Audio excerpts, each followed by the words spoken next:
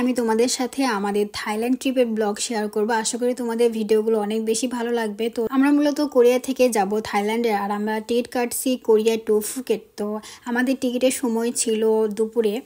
তো যেহেতু আমরা যাব ইনসন আমাদের সিট থেকে বেশ খানিকটা দূর, বাসে যেতে অলমোস্ট 1.5-2 ঘন্টা সময় লাগে। তো সেখানে আমরা সকাল সকাল বের হয়ে গেছিলাম। তখন ছিল তো ভোরবেলা না, অলমোস্ট তখন 8টা বাজে সকাল, কারণ কোরিয়াতে তখন অনেক বেশি শীত ছিল। আর এই ভিডিওটা আমাদের অলমোস্ট 4 মাস আগে আমরা মূলত থাইল্যান্ড ট্রিপে গেছিলাম। আর তোমরা যেটা ভিডিও দেখতে পারতেছো এটা কিন্তু আমাদের সাউথ কোরিয়ার এয়ারপোর্ট, ইনসন এয়ারপোর্ট যেটা আছে সেটা। এয়ারপোর্টটা দেখো অনেক সুন্দর। কোরিয়ার এয়ারপোর্টটাও কিন্তু আসলে অনেক বেশি সুন্দর, চারপাশটা অনেকভাবে ডেকোরেশন করছে। আর আমরা তো 2-1 ঘন্টার মধ্যে আমরা অলমোস্ট তখন 11টা বাজে আমরা এয়ারপোর্টে চলে আসছিলাম। আর আমাদের ফ্লাইট এখনও 2-3 ঘন্টা বাকি ছিল।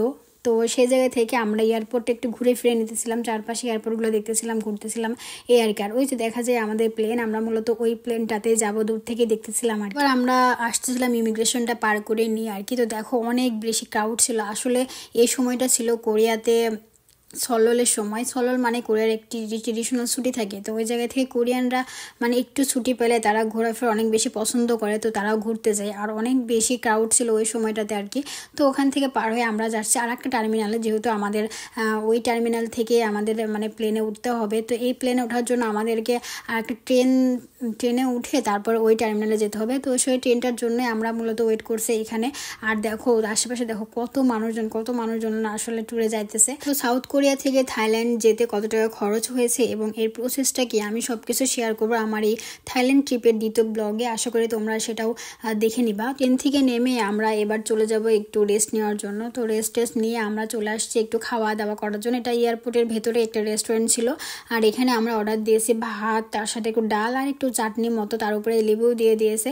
এই খাবারটা কিন্তু বেশ মজা ছিল। আর তুলনামূলক কোরিয়াতে কিন্তু সব জায়গাতে খাবারের দাম মোটামুটি সেম, খুব বেশি কমও না আবার বেশিও না, মানে সব জায়গাতে সেমই খাবারের দাম। যে এয়ারপোর্ট বলে যে খুব বেশি টাকা নেবে বিষয়টা কিন্তু এমন না।